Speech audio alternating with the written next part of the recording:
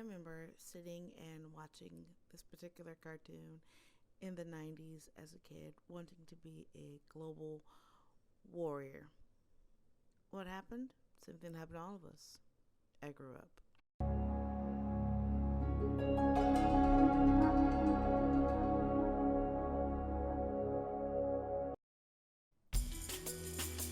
The world has changed since 1993. The people, the way we communicate, the way we interact, the way we drive, and even deal with our environment has changed. Some for the better, some for the worse.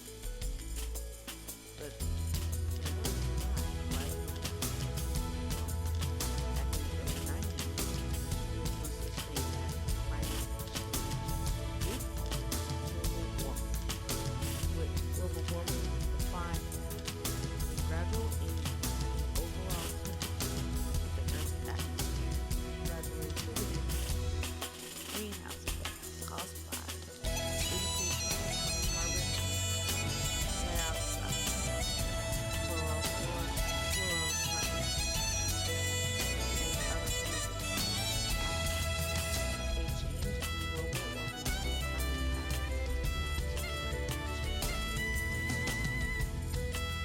the 20th century onward is attributed largely to atmospheric produced by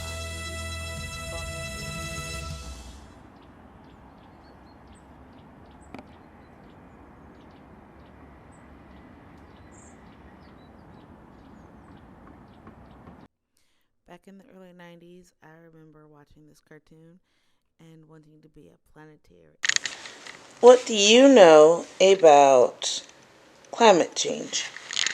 Global warming is to possibly kill all the Arctic animals in the Arctic and the North Pole and South Pole.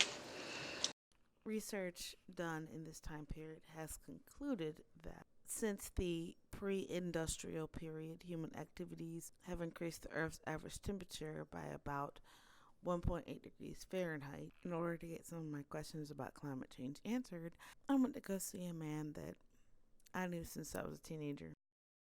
Factor do you believe that greenhouse emissions is having on the climate and significant effect? I'm not a climatologist. I did not start looking into climate change until my younger son Chris had a science project, and he decided he was going to measure the CO2 concentration in urban areas and wooded areas to see if there was a difference. So we collected he collected the samples, we analyzed them for him, and the results were different. There's the standard is called the CRC handbook. Mm-hmm. Every engineer uses it, every scientist uses it. The concentration listed for CO2 was much different than we were measuring. The CRC handbook, aka the Environmentalist Bible. Theory of global warming. It was actually brought out in 1898. The theory that human emissions could change the climate by adding CO2 to the atmosphere and causing retention of heat. Research done in this time period has concluded that since the pre-industrial period, human activities have increased the Earth's average temperature by about 1.8 degrees Fahrenheit, which is a number that is increasing by 0.36 degrees Fahrenheit per decade. Most of the current warming trend is likely the result of human activity since the 1950s and is proceeding at an unprecedented rate over decades to millennia. Planet's average surface temperature has risen about 1.6 degrees Fahrenheit since the late 19th century, and a change driven largely by increased carbon monoxide and other human emissions in the atmosphere. Most of the warming has occurred in the past 35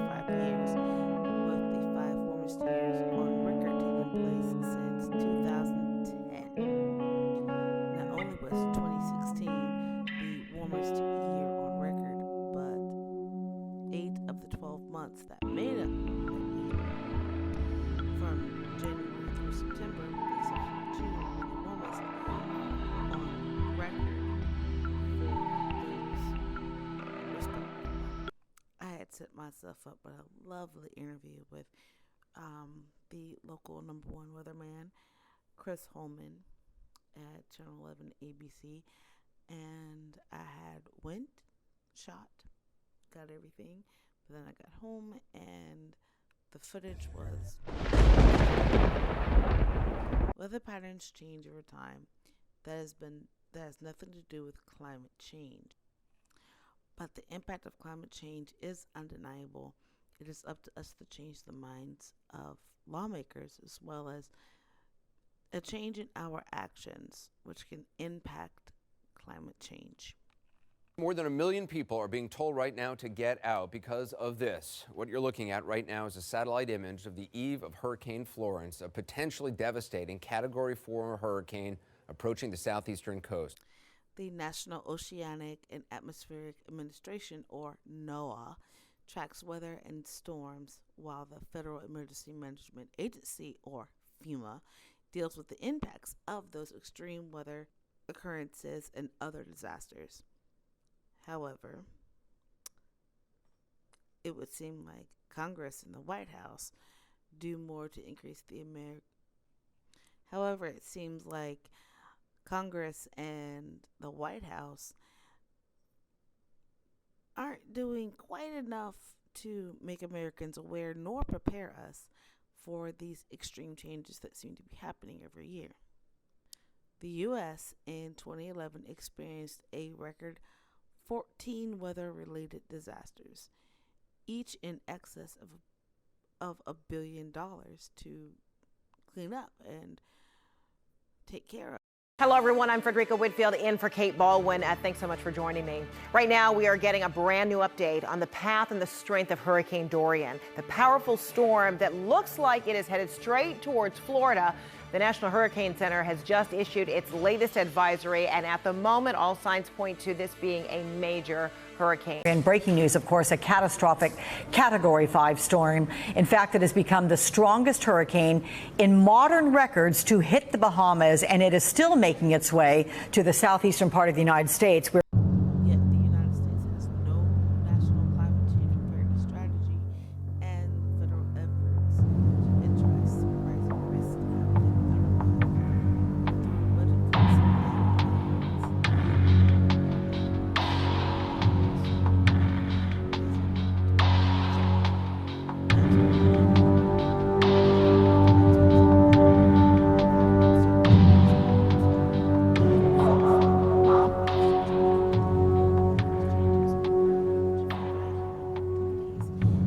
in particular the burning of fossil fuels. This led to the trapping of greenhouse gases, which contributed to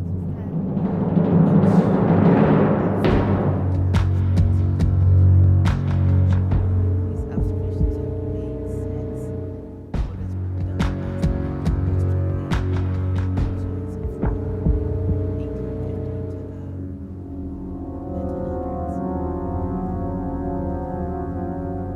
1850 to the research shows that the temperature of the Earth has increased 1.8 degrees Fahrenheit. The oceans have absorbed much of this increased heat, with the top 700 meters, which is about 2,300 feet of ocean, showing warming of more than 0.4 degrees Fahrenheit since 1969. The record high temperature events in the United States have also been increasing, while the number of record low temperature events have been decreasing since 1950. The U.S. has also witnessed an increased number of intense rainfall events. Since the beginning of the Industrial Revolution, the acidity of surface ocean waters has increased by about 30%. This increase is the result of humans emitting more carbon dioxide in the atmosphere, and that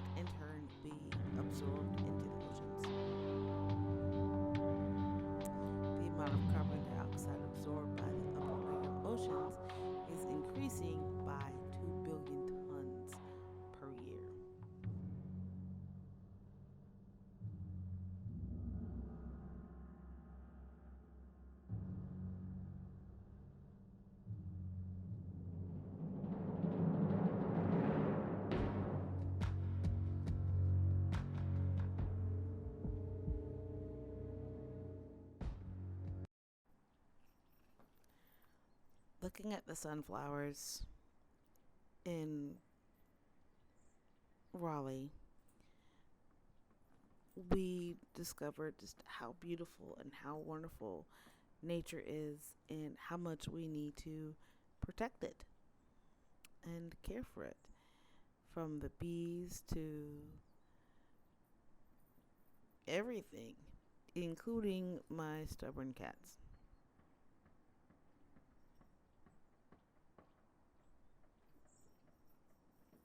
But how can we stop things like deforestation and fires and such that have been increasing in number over the years? Well, I guess I'll let him explain. Wildfires in the Amazon rainforest have ignited a diplomatic firestorm ahead of that G7 summit that Ouija just mentioned. You know how we make room for shopping centers, parking lots and such? We cut down trees. And other words, practice deforestation. Deforestation is a more broad concern because last year the world lost about 3 million acres of trees. Know that trees give us oxygen? Yes. How do trees give us oxygen? Photosynthesis. Photosynthesis, okay. Did you know that the trees take the harmful carbon and methane gases that are released into the world and turn them into oxygen? Do you know where they store the methane and carbon gases? They store them inside themselves. So all the trees take the carbon and methane gases and store them, and that's what helps them grow. But if we cut them down or we burn them, what do you think happens to the carbon gases? Include 8.9 million acres of primarily rainforest in an area the size of Belgium, according to data from the University of Maryland. Destruction of Amazon rainforest in Brazil this summer has increased rapidly in the nations because since the nation's far-right president took over and his government scaled back efforts to fight illegal logging, ranching, and mining. So, what can we as humans do to ease this issue of climate change? If not stop it, then just slow it down so we have more time. How do you believe that we as individuals can help alleviate the problem of emissions in terms of climate change? And There are a lot of things the individuals can do. Probably one of the most important is to make sure that our representatives understand the level of importance. And that can cause more positive movement than anything else. But on the individual level, people who conserve fuel on the cars, the better gas mileage, less emissions. Conserve electricity, use more renewable energies. We have my brother-in-law and sister, his wife, put solar panels on their house. That was a big investment for them. But in the long run, it will lower their electric bill, but it will also lower their emissions. So, that's one thing. One of the things I love to do is plant trees. Things like that, they don't have a big impact individually, but the cumulative effect of all the individuals working in that direction will have some positive movement. But the impact of climate change is undeniable. It is up to us to change the minds of lawmakers as well as a change in our actions, which can impact climate change. This is to sequester carbon, because the problem we've got is carbon that were in trees and plants millions of years ago have converted to petroleum products, and we burn them, we release them back into the atmosphere. So if you plant a tree, as the tree grows, it pulls in the carbon dioxide. It takes the carbon out of the carbon dioxide and releases the oxygen. That carbon creates the wood that is the base of the tree, the leaves. All of those amounts of carbon are sequestered for a time while the tree is growing. After the tree dies, it can be released slowly, or it may be used, like in the case of buildings. We have wood that is in houses for hundreds of years. That wood hasn't decayed. It has maintained the carbon. It's not as efficient as the billions of gallons of liquefied carbon, but every bit helps. Okay. The thing that is, to me, is prevalent is people want to ignore the science. The scientists are just in it for the money. I don't know any scientist that's in it for the money. They don't make enough. But they're in it because they love science, and a lot of them are afraid of what the future may bring. And I'm afraid of what the future may bring. It's not going to bother me. It's going to bother my children and people who have grandchildren, and each generation is going to suffer more because of our inaction. Inaction? You mean this? The United States will withdraw from the Paris Climate Accord. Yes, the Paris Climate Accord. The thing that all of the nations came together and agreed, hey, we royally screwed up our planet, so what are we going to do about it? The regulatory climate, the political climate, is EPA causes problems for business, and that's bad. And that's not the case. EPA regulations may cost money for the businesses, but those are the same businesses that operated the gold mines and left pollution behind for the rest of us to clean up. Strip mines. I grew up in West Virginia. There are a lot of abandoned mines that the general population is going to pay to clean up because the coal companies went bankrupt and there's no money for them to clean it up. So if it's clean, we're going to have to do it. All the Superfund sites, those are cleaned up by tax dollars. There are a lot of problem areas, and businesses are great. I mean, I own a business.